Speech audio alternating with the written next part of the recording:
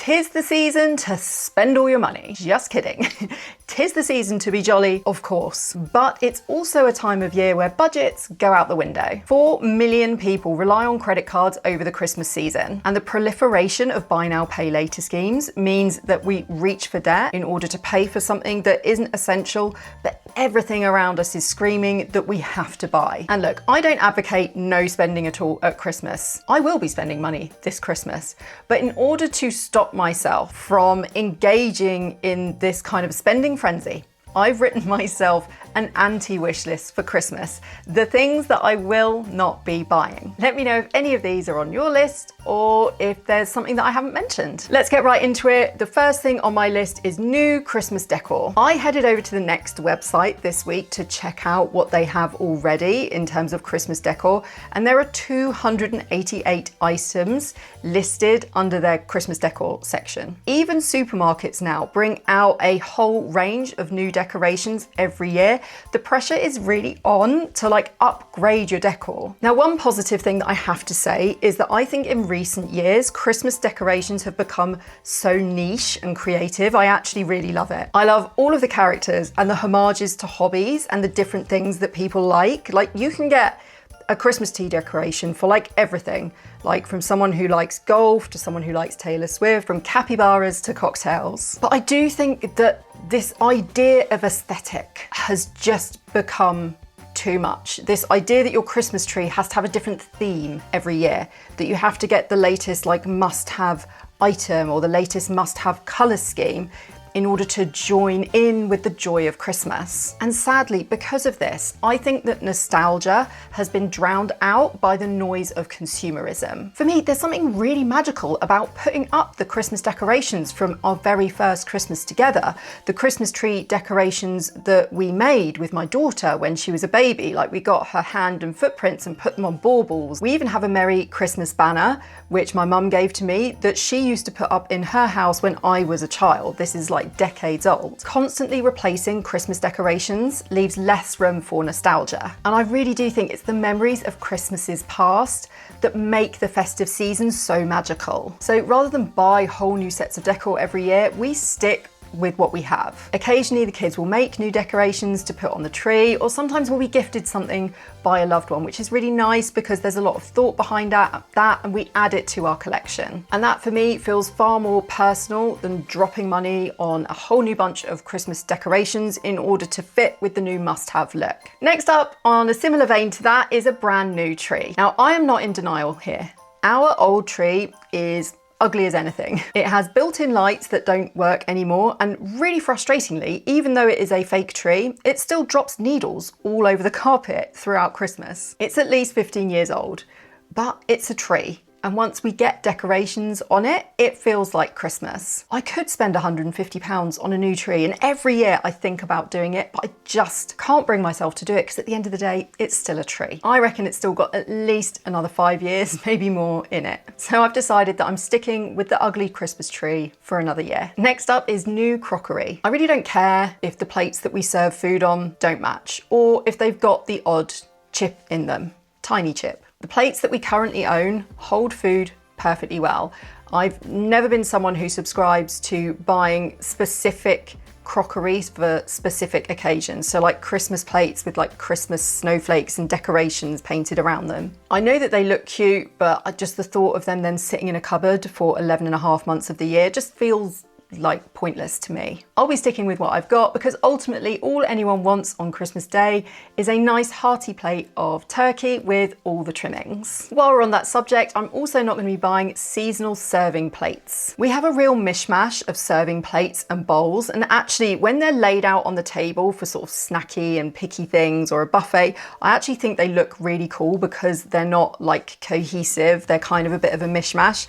It makes it look a little bit more colourful. I want serving bowls that I use year round, that bring me some kind of value throughout the year. And to be fair, most people don't really notice the festive grazing aesthetic. They just notice the cheese, which I completely understand. Next up is candles. Scented candles are a weird one for me because I know so many people use them. I have a load in a drawer, and I just never like them, like ever. I don't know if I'm excessively paranoid about like leaving it unattended and it's setting fire to the house or something, but I'm just not that fussed about scented candles, and particularly Christmas specific scented candles, ones that you would just light on Christmas Day and it maybe burns down like a tenth of the candle and then it gets shoved away for the rest of the year. There's just no point in someone like me buying that when I don't use scented candles any other time of year. I much prefer like battery operated tea lights, which I know like nothing beats a real candle, I get it. But when you've got kids and a cat around and the house is a little bit chaotic, like having tea lights instead, it's just so much easier, so much lower maintenance. Next up is blankets. And I would also tie this in as well with any kind of seasonal home decor. So I'm not just talking about Christmas specific decorations, but you know, like wintry decor, like say you change the color scheme of your living room to make it feel more Christmassy. Like you take away the reddish orange sofa cushions and replace them with blue and white ones for winter. I'm not on board with that. I have home decor that we have all year round. We have perfectly good blankets and throws that keep us nice and cozy. I don't need to get a wintry one or any brand new ones. All of the ones we've got work just fine. In fact, the kids got heated blankets for Christmas last year. They absolutely love them. They go on their beds. So when it's really, really cold in winter, they can have those switched on. So there's just no need for us to buy any new blankets, and they are just everywhere in the shops at this time of year, so I'm trying my best not to see them. I'm ignoring them. We don't need any new blankets or throws. Next up, excessive party food. Let's be honest, the supermarkets are genius at this time of year. Everything looks so good. It is a food lover's paradise. And that's because they know that when it's a special occasion, you're far more likely to overbuy on food because it's Christmas. And they play into that mindset by bombarding us with all of these specially released items that are only going to be here for the Christmas season. I've been looking at the M&S selection of Christmas food, and wow, they have on there a beef Wellington for £195. Now look, it serves 6, which in fairness, given the cost of dining out in a restaurant around the Christmas season, I suppose technically maybe isn't such terrible value, but like £195. So I'm going to be shopping with a plan. I will buy some party food because I love the party nibbles that are out at this time of year. But the key for me is making sure that I don't buy to excess, that I buy things that can go in the freezer, and that I have a clear meal plan for Christmas Day so I'm not overbuying on food and a ton of it doesn't end up in the bin. Next, Christmas bedding. I don't need to change my sheets in order to impress the elf on the shelf. Like, no one's gonna see it. And on a similar subject, Christmas pajamas. This one was really controversial when I mentioned it last year. A lot of people really like their Christmas pajamas. And look, if it's really important to you at Christmas to have Christmas pajamas, or if like you wear them all year round, like that's great. What I mean really is when people buy a whole new set of family matching Christmas pajamas every single year, because obviously your kids are going to have grown out of the ones from last year's, and if you want it to all be matching, you all have to buy brand new ones. I had a little look on the Next website, and in order to buy a set of matching Christmas pajamas for a family of 4, it would cost £89. For me personally, this particular one just feels like it sends a message of Christmas being all about the aesthetic. And look, when you're on a budget, you have certain priorities. If matching Christmas PJs are your priority, I completely understand. For me personally, that £89, it's gonna go on other things. Next up, Christmas jumpers. I am wearing my Christmas jumper right now. I was trying to remember how long I've had it for. It's at least 12 years that I have had this jumper, and it's still going strong. The kids have a Christmas jumper day at school every single year, and they hate wearing Christmas jumpers. Most of the ones that you can get are quite scratchy. They just don't enjoy wearing them. So more often than not, I send them in with a Christmas jumper in their backpack that they refuse to wear in the morning, and they never even put it on. Luckily, we have some Christmas jumpers that I've pulled out from the loft from previous years. I always buy the Christmas jumpers big so that they last a little bit. So I won't need to buy any new Christmas jumpers this year. There are some really good ones on Vinted. I was having a look earlier. There's a huge amount of really nice, almost new Christmas jumpers on there. If you have to buy them for like a school event, generally speaking, I try to avoid this as much as possible, and I certainly don't buy brand new Christmas jumpers every year. Next up is party outfits. Every year, shops try to convince us that we need to jump on board with the brand new Christmas fashion trend in order to attend that party we've been invited to. I think so much of frugal living is really just about getting the most out of what you already have. And chances are, if you're anything like me, you've probably already got some party outfits in the wardrobe. And also, if you're anything like me, they maybe don't see the light of day all that often these days, particularly if you have kids, maybe you don't go out as much. So I'm making use of what I already have. I won't be buying any new party outfits. The temptation to buy will be huge, I know, and trends, fashions, they come and go. This is why whenever I do buy something new now, I'm really going for things that are more timeless rather than things that tap into a particular trend. I try and more stick with the basics that will be timeless and still look really good in 5 or 10 years time, like the Christmas jumper. Next up is new makeup. So it's a very similar story with makeup, I feel. There's so much pressure to upgrade your makeup collection and beauty products at this time of year, because we're being told that we need to look our best and make it really special. So there's a new must-have lipstick color or a brand new must-have eye palette. I've been much more focused this year on taking stock of what I have and watching tutorials that will help me figure out how to use the things that I haven't managed to use up. For example, I have this huge eyeshadow palette where I've nearly used up like 3 or 4 of the colors, but I've barely touched a load of the others. And what I've been trying to do is find makeup eye tutorials so that I can figure out ways to use it that I will like, so I can use up the whole thing rather than replacing it and getting rid of it. I've saved so much money this year by giving myself the rule that I use up everything that I already have before I buy anything new for my makeup collection. And a related item to that one is expensive advent calendars, such as beauty advent calendars. But it's not just beauty advent calendars. I feel like advent calendars have just gone really wild. Even Jeremy Clarkson has brought one out for his Hawkston booze brand. And this year I was really struck that the Marks and Spencer one, which lots of people always get, has gone up in price from £50 to £60. The trouble with advent calendars, the beauty advent calendars, is that I always find there is at least a handful of products that I never use. A really great resource that I'm going to link for you in the description below is on the Money Saving Expert website, where they have gone through and itemized everything that's in all of the main beauty advent calendars that are on sale, and they've said how much each item costs.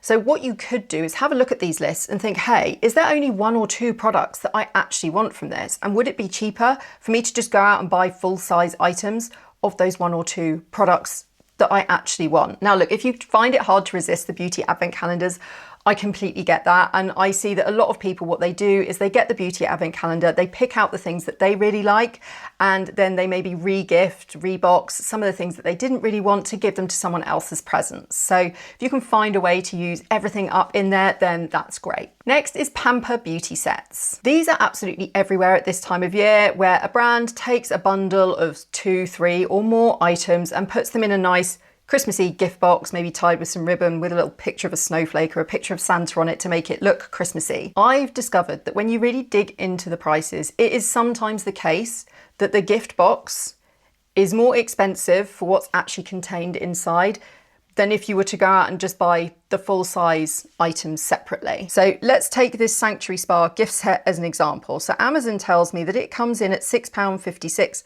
per 100ml.